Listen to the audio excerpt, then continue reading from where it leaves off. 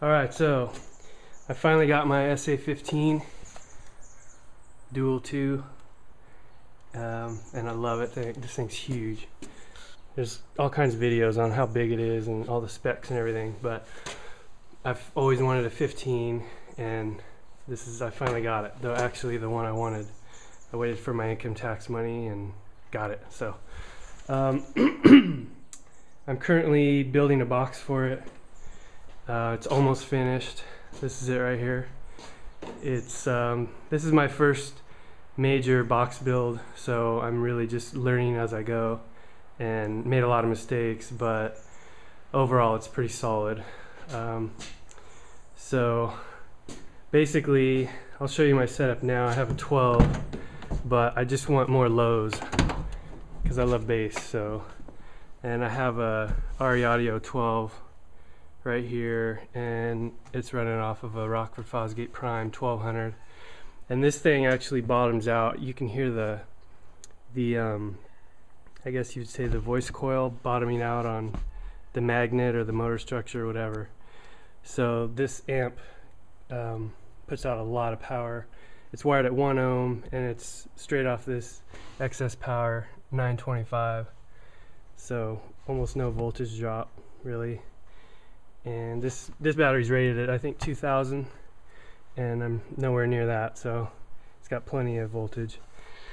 So like I said, it sounds good, but I want it to sound even better, so I want to hear some lows.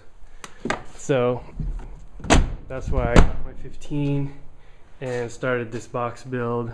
I basically been working on this thing all winter, and so like I said, it's my first time. I'm totally new. I'm totally newbie, just kind of, you know, figuring it out as I go. And so anyway, I started with 3/4 inch particle board because it was really cheap, and plus the place where I went, they were all out of MDF when I was there, and they didn't expect any. It was like on back order or something for like a month, so I just grabbed particle board, figured, you know, whatever, let's just try it out, it's cheap. So it's double walled, 1.5 inch all the way around, and I used 2.5 inch screws. These things are really long, so they go in pretty far there.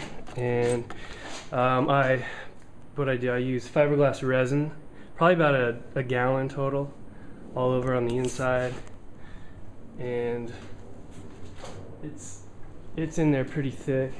I'm gonna see if I can get a light. Let's see what I got going on here. So right there, first time user, I used way too much hardener, and it hardened up in like 4 or 5 minutes, so I didn't have time to spread it. But I tried to 45. I pulled the corners as much as I could, that one, and then I think I did another one up on top there somewhere. And then I tried to 45 using some of that cardboard tubing. I just quartered it and then put it on the corners here. So that was cheap and easy and should work, I don't know. But everything's resined, the port inside and out. Had to use some body filler to get these seams smoothed out, because, you know, this is my first time working with wood, and it's not as easy as it looks. Everybody says, or most of the guys on YouTube and stuff, they're like pros almost, and theirs looks perfect, but mine's a little rough, but it looks okay. I think it'll work. So what else? It's 4 cubic feet before displacement. So right now, I don't know, with the sub and the port and, you know, the resin and all that, it's probably around 3.7 maybe. I'm not really sure, but Sundown calls for 3.5 max, and I know I'm more than that, so it should be fine. So I'm just getting ready to paint it. I'm not sure what I want to do.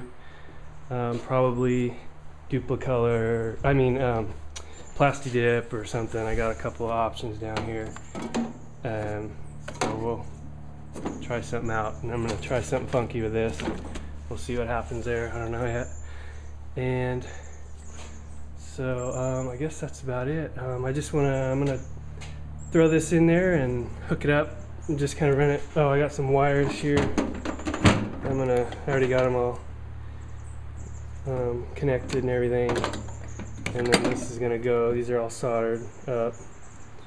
And these are gonna go, obviously, right there. And I'm just gonna temporarily hook it up to my amp from here and make sure there's no leaks or rattles or anything major going on. So, oh, the only other thing I wanted to show here was on these push terminals. I had to drill them out because they're too small to fit dual 12 gauge. These are okay. These are a little bit smaller here, but these ones I drilled out to fit like almost 8 gauge, not quite. So, because these holes are too small for the sub, I thought. Especially if you're gonna, I mean, if you're gonna wire it down to 1 ohm, obviously there's got to be room for 2 pairs of wire. So I just had to bore those out. And I did the same thing on these too. These are pretty small, but now they accept 8 gauge. It's pretty easy, just push it down and run a drill bit through it. So anyway, that's it. And after I get it all painted and everything, I'll probably put up another video and maybe we'll get some beats going. All right, thanks for watching.